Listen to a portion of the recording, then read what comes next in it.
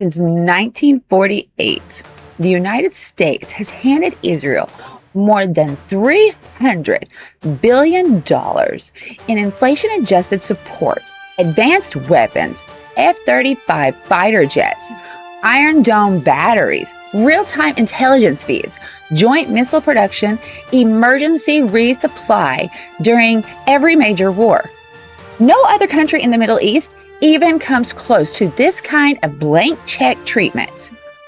And yet, after 75 years of all of that money, there is still no treaty, no mutual defense pact, no Article 5 obligation, no legal requirement that American troops ever have to die for Israel. This isn't a genuine alliance between equals. It's a one-way strategic subsidy wrapped in shared interest, biblical rhetoric, and very selective intelligence sharing. The deeper scandal is how Israeli intelligence, operating from a permanent siege mentality, repeatedly pressures America into more hawkish, expensive, and risky positions than our own evidence supports. Washington keeps paying anyway. I'm exiled to the greener grass, searching for the uncertain haze.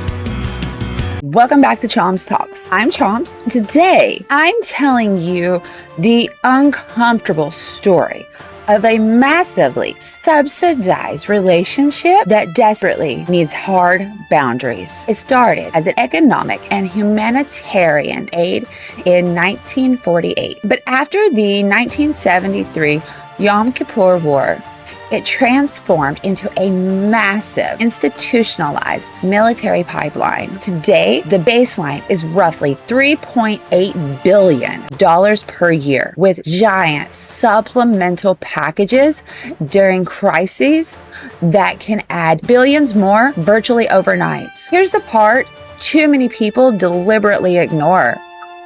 The overwhelming majority of this money never actually leaves the United States. It is spent right here on American-made weapons, systems from Lockheed Martin, Boeing, Raytheon, and Northrop Grumman. In practice, U.S. aid to Israel functions as a long-term industrial subsidy for the American military-industrial complex. That might sound like a win-win on the surface, but it creates powerful domestic lobbies that make honest debate in Congress almost impossible. Critics get smeared, questions get shouted down. Meanwhile, American taxpayers keep funding a relationship that delivers strategic benefits to Israel, while defense contractors and political action committees reap the rewards. This isn't foreign policy. It's rent-seeking dressed up as strategy. Now, despite the river of cash, America has so far wisely refused to sign a formal mutual defense treaty. There is no automatic tripwire to war. No blank check written in American blood. The relationship runs on executive agreements, procurement deals, and informal understandings. All serious, non-legally binding in the way NATO commitments are. This is actually one of the few remaining examples of smart statecraft. It preserves U.S. strategic autonomy. In a major crisis, the president, not Tel Aviv, not AIPAC, decides whether American forces get dragged in.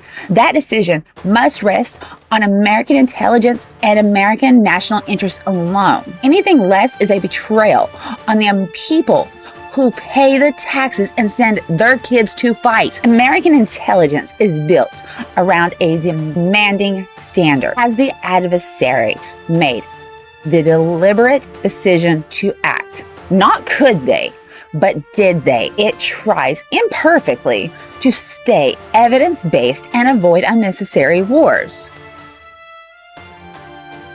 But when you look at Israeli intelligence, by contrast, they operate in a tiny country surrounded by enemies who have repeatedly called for its destruction. Their core question is, What is the worst credible thing that could happen to us right now? This isn't a minor methodological difference. It's a permanent structural bias towards alarmism and preemption. One side is playing desperate survival chess every single day. The other has global responsibilities across multiple theaters. The friction this creates is inevitable, but America has been far too willing to let the more alarmist voice dominate the conversation. That imbalance has real costs. The clearest example is Iran. For over 20 years, Israel assessments have repeatedly warned that Iran is months away from breakout, that they've crossed critical thresholds, that existential danger is imminent. U.S. intelligence community's assessments have consistently pushed back. Iran has advanced nuclear capabilities and troubling ambitions, but has not yet made the political decision to build a nuclear weapon. This gap isn't academic. It produces radical, different policy prescriptions. Israeli urgency drives calls for maximum pressure, strikes, and confrontation. American caution favors containment, sanctions, and diplomacy backed by credible deterrence. Both sides have been partially right and dangerously wrong at different moments, but the pattern is clear.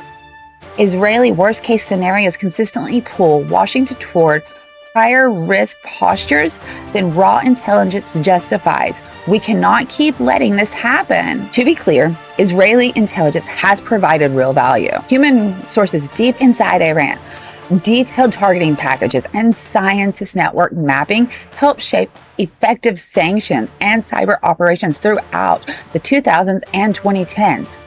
The exposure of Syria's reactor in 2007 and targeted actions against Iranian nuclear personnel filled important gaps. In those cases, America clearly benefited from their urgency and access. But there's the other side, and it's troubling. Repeated imminent breakout warnings have been often run ahead of confirmed evidence. Timelines have been compressed. Capability has been mistaken for firm intent. Proxy networks are portrayed as tightly controlled Iranian master plan, when the reality is usually more chaotic. This isn't deliberate fabrication, it's motivated analysis rooted in genuine threat perception. The problem is that Washington adopts these assessments far too readily, leading to policy distortion, wasted resources, and occasionally unnecessary escalations that serve Israeli priorities more than American ones. Every serious president gets the same competing briefings.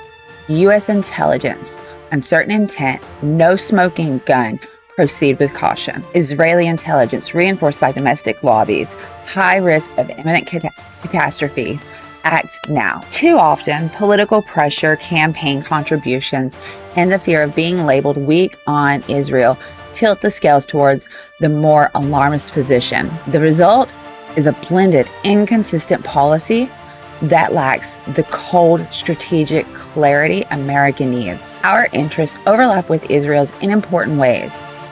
They are not identical. Pretending they are distorts American decision-making at the highest levels. This isn't a true alliance of equals. It's a heavily subsidized strategic partnership with no treaty, no automatic obligations, and persistent intelligence friction that too often favors one side's priorities. $300 billion is already extraordinarily generous. America should keep the relationship where it serves our interests, but on clear terms, with eyes wide open about the bias at play. We must stop outsourcing our threat assessment.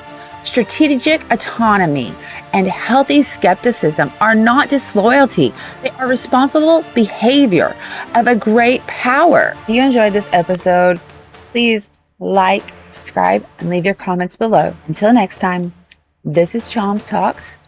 Stay curious, stay ruthless about American interests, and never let an ally, no matter how important, write America's strategy for it. Bye.